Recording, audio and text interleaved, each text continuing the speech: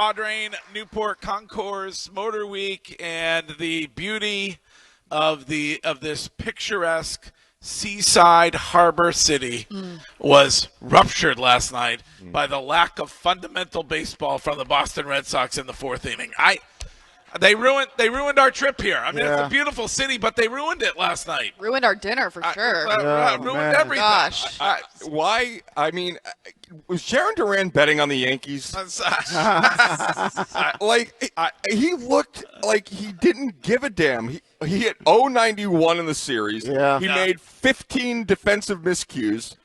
And you have that game last night where it just felt like the Red Sox could have been up another 15 innings and they wouldn't have gotten a run. It's fundamentals. If there is a pop fly hit to the outfield, Wiggy, somebody can catch it. One of the two needs to catch the baseball. I don't know who. Right fielder, center fielder, or second baseman. Somebody, please. Same inning. I'm scoring an E3, Curtis, and I can't do anything about it. No. So it is disappointing, especially when you go up a game, you get the first game of that series, and you're doing things that have never been done before in this wild card format, and you're the first team to win that first game and then go on to lose the series. It also sucks if you look at Connolly early, because in the beginning he was really doing well. He's going through three innings, but that for the pressure that's on that kid to be put in that spotlight, I get it. You're an MLB player, you've got to figure it out.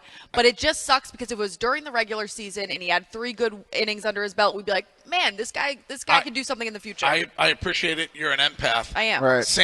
Same pressure on the guy that he was throwing against. Yep. And he didn't give a schlit. And Curtis and Wiggy and I were talking about it when the game ended last night because they put the stat up, and I couldn't believe it was true. Right. But Schlitter is the first pitcher in Major League Baseball playoff history to go that long, 8 innings. 12 strikeouts, and no earned runs and no walks. Yeah. In Major League Baseball history. That's amazing. They've been playing baseball for, 20 years? I think so. I mean, unbelievable performance from the Walpole kid. Yeah. So, and he should have been the first pitcher in Major League history to not only do it in 8 innings, but do a complete game. I don't know why the hell Aaron Boone took him out in the 8th inning. I mean, I would be pissed. I get it, you won, but at least go let him go out there and at least until somebody gets on first base. Give it a chance so somebody gets a hit. To run it all the way. Well, he can probably be pitching game 3 back at home in the Bronx. But but I don't think 1 inning would have made the difference. I would have kept him in. We talked about it in real time, so it's not revisionist history. They had the opportunity to win this series in game 2. They weren't going to win last night. They really, Connor Early could have been pitched better.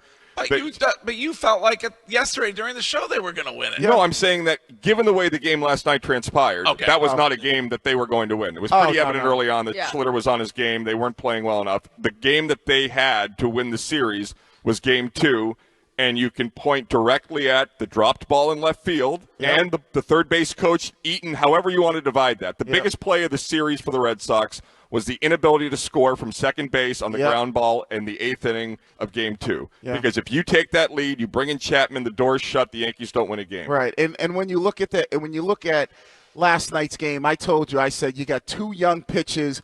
One of them's going to fall apart, and Santo and I were talking about it at dinner, and we both said, all right, it's either going to be the 4th or the 5th inning where one of them falls apart, and unfortunately, that the 4th inning is when Early fell apart, and then the other kid, now he's playing with house money. He's got 4 runs, the Schlitter kid, and now he can go out there and he can just continue to pitch a gem. But that was it, man. And my lead, I kind of can't wait to get to my lead on this one. I was going to ask, is it what we were talking about after the game? Yeah, okay. I thought about it last night, long and hard. Fire Alex Cora. That's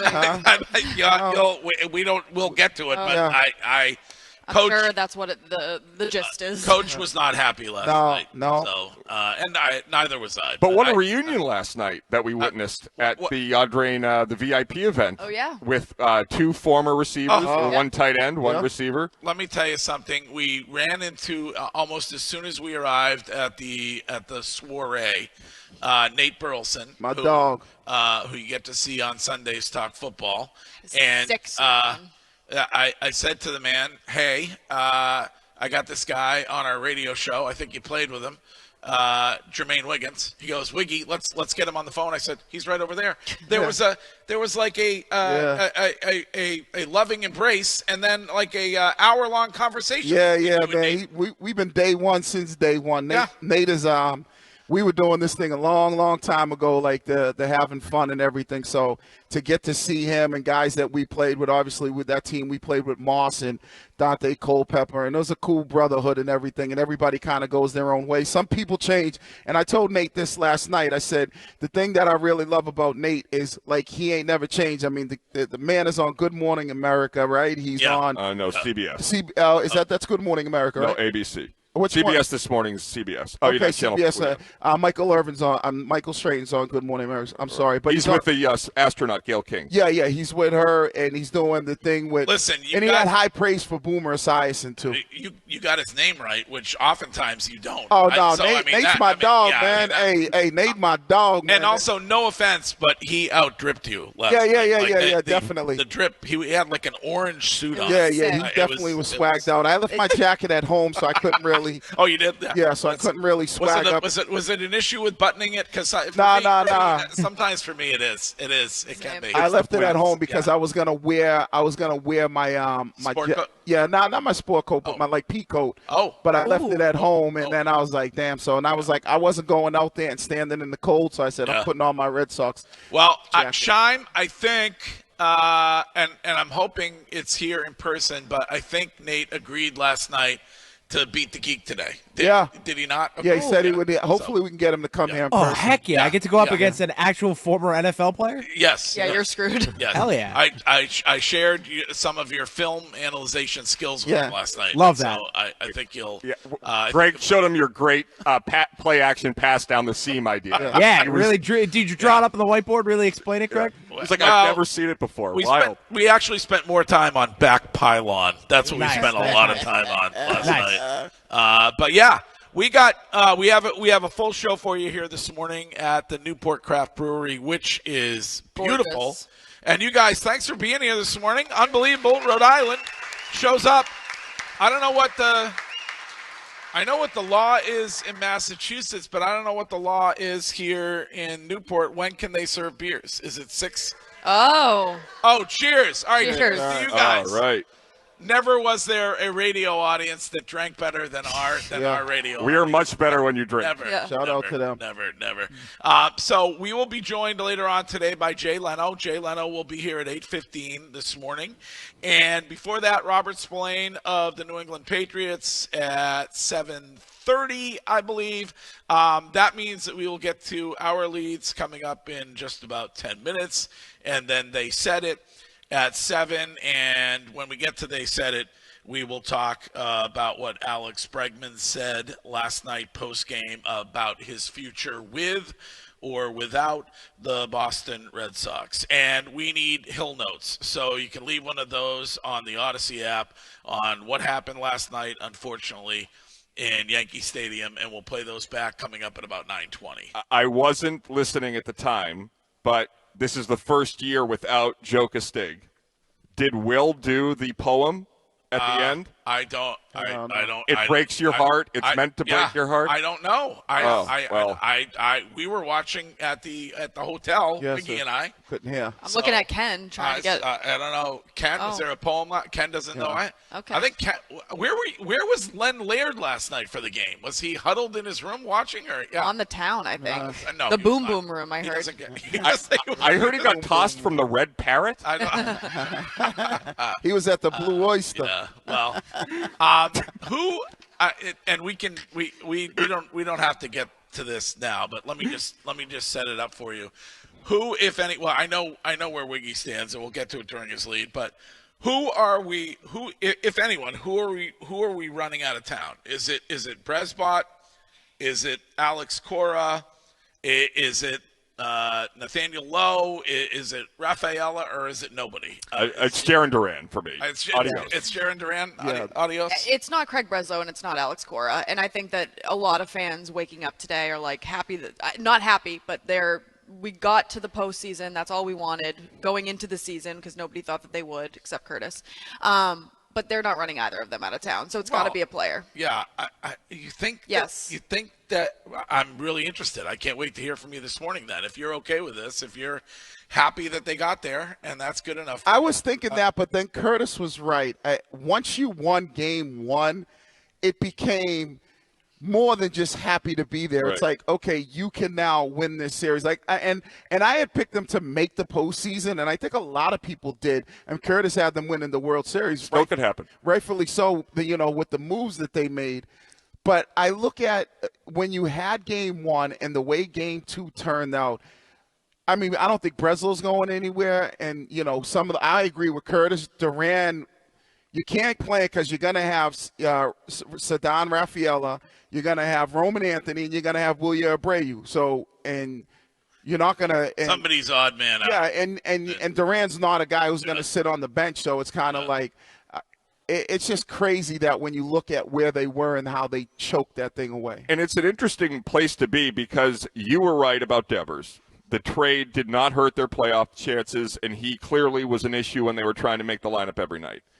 But I was also right about the first punt attempt. Can we please? Yeah. Is that on right record? About that, okay. I apologize. Okay, all right, okay. Yes. Okay, wait. We don't have to talk about it again. But Thank yes, God. So you were right about that, but the mistake for me was and remains that they had the opportunity to eat some money on Devers to get a better package from the Giants, which then could have been used to reacquire some pop or bring in another pitcher. Yeah. And it's like Joe Ryan or whatever. Anybody, right. And so if you had done that, if you had reallocated those resources in season, not for a future deal for Roman Anthony, then I think you beat the Yankees. But they need to, I think we would all agree, they need to spend that Devers money in the offseason. Right. Yeah. Or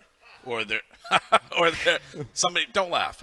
Or for a legit number two, or they're fraudulent. And Pete Alonso, as you would say, like a legit number two because Pete Alonso. Yeah, because I think Bayo, he proved that maybe he's not ready to be a postseason guy, a number two in the postseason, because you can't have your number two only pitch 2/3 of an inning or whatever the hell he pitched in game two. You can't do that. And you have the team. Look at how much better they are entering this offseason as opposed to last. You have an ace and Garrett Crochet entering the offseason. You have your closer and Aroldis Chapman. You got Roman Anthony. You have these Ceddanne. You have all these guys that came up and proved they could play. I mean, the offseason is not as difficult. It's just going to be money for high-priced offensive talent. What's sad about the Boston Red Sox? It's very depressing coming in this morning and knowing that they lost last night in a series that they could have won. Like they could be moving on to the ALDS, and instead they're off to Cancun and to enjoy the offseason. But like I at least have hope for the future, whereas in previous seasons, I was never convinced, right? It always required them to go into the offseason and spend really big in order for this team to be back to being competitive. Right now, though, you have a lot of those major pieces locked up. You have guys like Roman Anthony, Marcelo Meyer on this roster. They'll be healthy next year. You have a guy like Garrett Crochet, who now has a contract. If you can somehow figure out a way to make sure Alex Bregman stays in the fold, you keep your major leader, you can get Duran out of here, get what you can for him, and maybe, who knows, maybe a deal for a guy like Joe Ryan is available this offseason at a much cheaper price than it was at the trade deadline, and this team will be better next year. And so I think at least right now, compared to the last 4 years for the Boston Red Sox, there's a lot of hope that doesn't require massive changes in the offseason, and that I think we can be proud of. Sure. I mean, you're going to, whether you like him or not personally, you're going to get Tristan Casas back, so hopefully you can keep him. You can keep him. What about our guy Liam Hendricks? We're gonna get him back. I don't think you're gonna get him back. Oh yeah. Pete Alonso's I think he opted out, right? Then Pete Alonso opted out, so he'll be a free agent. Is Schwarber free agent? Schwarbs, So I mean, you could bring Schwarbs back. I would much rather Schwarbs than Tristan Casas. Yeah, you can keep Casas, and we love Liam, but I think he's about to go on a walkabout. But yeah, no, I think you have to focus on pitching, and that's really it. Yep. I mean, you need more offense too. Yeah. I mean, you need to get. I mean, Roman Anthony will help, but you need another guy that's going to potentially get you 30 home runs in a season. Because if you lose Bregman, then I think all right, you'll probably see Meyer play third. And then if you can get a guy like Schwarb or Pete Alonso to maybe pick up the production that you potentially lose from Bregman. I don't think Bregman's going to opt out. I mean, he you don't think so? Well, he was hurt, but so he has that excuse. But I don't think he had. I thought that was like the word that whispers. That's from his agent. All right. I think that what they're going to try and do, and this is inside baseball, literally, that the CBA expires at the end of next year. There's going to be a lockout by the owners, and Scott Boras is going to attempt with his clients to get money guaranteed in for extended periods of time. So I believe he will opt out for that reason. Okay. All right, Sean, great lead from you. What do you think of Shime's lead? How? Meh. Courtney, be honest, you weren't even listening. It was so good. All right, we're in Newport, Rhode Island. It is a Flex Friday.